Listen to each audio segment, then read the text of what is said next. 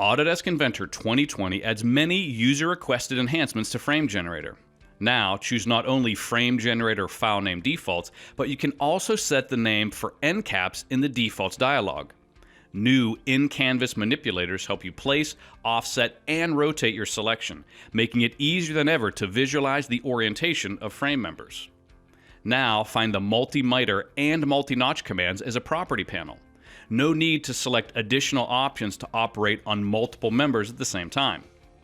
The notch command has improved options for creating custom profiles. And when notching tubes, the notch with perpendicular cut option helps you create a profile ready for laser cutting.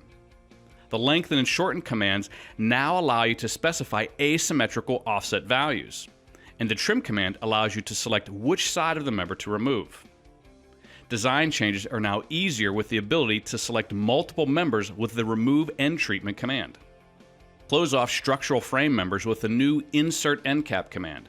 You can set the position, profile shape, and thickness, and save the properties of your end caps as presets for later use.